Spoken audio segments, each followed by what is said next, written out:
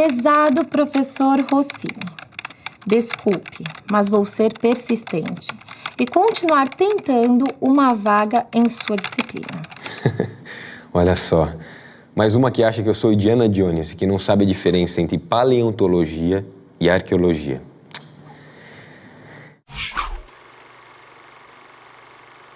Muita gente não sabe a diferença entre uma ciência e outra. A arqueologia é uma ciência social, que estuda as sociedades antigas através de seus vestígios materiais, objetos, pinturas, construções. Desde a década de 1950, existe também a chamada arqueologia industrial, que estuda lugares, métodos e equipamentos utilizados pela indústria. A paleontologia é uma ciência natural, que também estuda vestígios, mas de seres vivos, animais, plantas, insetos e até mesmo restos de hominídeos, ancestrais fósseis do Homo sapiens. A paleontologia também estuda o passado geológico da Terra. Ela não se ocupa dos períodos mais recentes, porque o seu objeto de estudo são os fósseis dos seres que viveram desde o início da vida na Terra até mais ou menos 10 mil anos atrás. Epa, será que eu joguei mal a moça? Prezada Silvia, seja mais específica. Professor, eu queria saber tantas coisas, por exemplo, como a idade do nosso planeta foi determinada. Nossa, será que essa menina tem mesmo algum interesse sério? Bom, só tem um jeito de saber, né? Prezada Silvia, a idade da Terra foi determinada através de modelos matemáticos que contêm funções exponenciais, mais especificamente funções exponenciais decrescentes. Agora eu descubro se o interesse dela é verdadeiro ou não. Sim, eu ouvi falar. Mas, professor, você pode me explicar isso melhor? Parece que ela está mesmo querendo aprender. Bom, então vou explicar com calma. Silvia, a idade da Terra é uma questão que atormentou inúmeras gerações de estudiosos durante pelo menos 2 séculos. Por volta de 1770, o cientista francês Georges-Louis Leclerc tentou sua própria solução para o problema. Ele partiu do pressuposto de que a Terra seria uma bola de massa incandescente que vai perdendo calor, se resfriando de fora para dentro. Portanto, quanto mais perto do centro da Terra, mais quente. Leclerc pensou que poderia estimar a taxa dessa perda de calor fazendo um experimento comparativo. Ele aqueceu esferas de ferro até que ficassem incandescentes e estudou a perda de calor dessas esferas até que elas esfriassem. Foi através dessa experiência que ele estimou a idade da Terra entre 75 mil e 168 mil anos. Como você sabe, ele errou feio. Mas, professor, onde estão as funções exponenciais decrescentes nessa história? Esse decaimento de temperatura apresentado pela Terra, confirmado no experimento de Leclerc, tem propriedades semelhantes a uma função exponencial. Você, de certo, sabe o que é uma função exponencial. Ela pode ser crescente ou decrescente, de acordo com uma taxa constante e possui a variável no expoente, por isso o nome exponencial. Rossini, se você disse que Leclerc errou feio no cálculo da idade da Terra, quem acertou no cálculo também usou uma função exponencial decrescente? Ah, que beleza, a moça é atenta e boa de raciocínio. Muito bem observado, Silvia.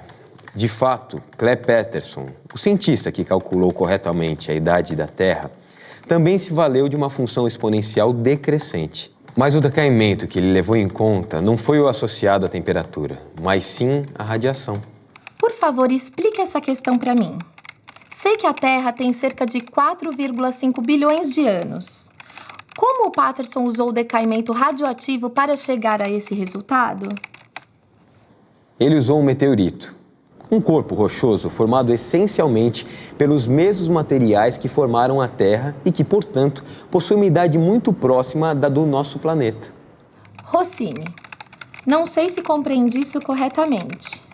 Entendi que o decaimento radioativo deve ser rápido e progressivo, já que estamos falando de uma função exponencial decrescente. mas não entendi como usar esse decaimento para achar a idade de um material. Silvia, só para esclarecer, quando falamos rápido é em termos relativos, ok? Mas vamos à sua dúvida. Você já deve ter visto algum filme policial onde é preciso descobrir a hora da morte de uma vítima para solucionar um crime, certo? Claro!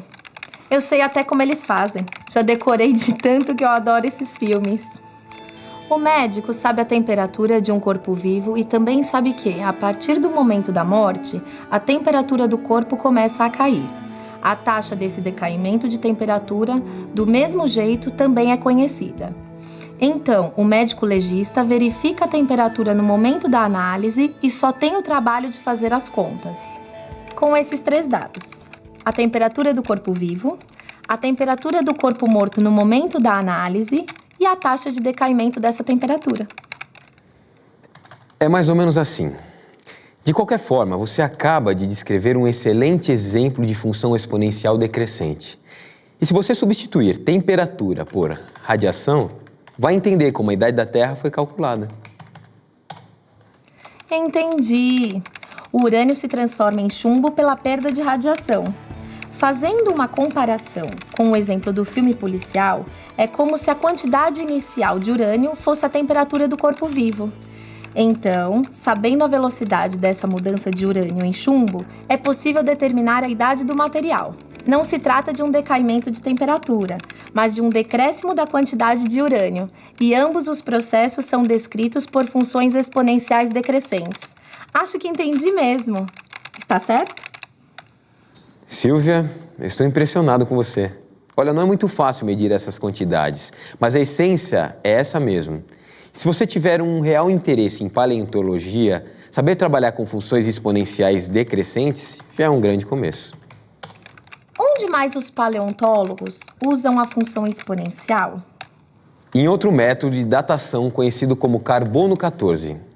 Eu tenho certeza que você sabe o que é meia-vida. Se você tem uma amostra radioativa qualquer, o tempo que ela demora para decair pela metade é chamado de meia-vida. Que bom! Isso eu sei, aprendi nas aulas de matemática.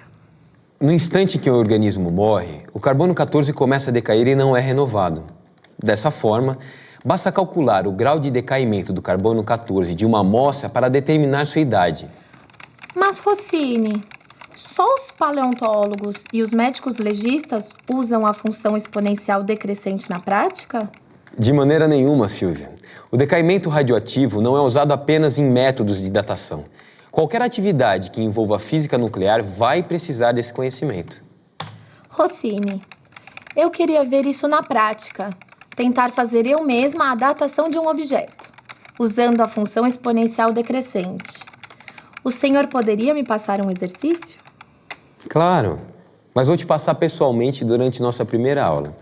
Sempre se dá um jeitinho de arrumar vaga para uma aluna tão interessada como você. Ah, muito obrigada. Não vejo a hora das aulas começarem.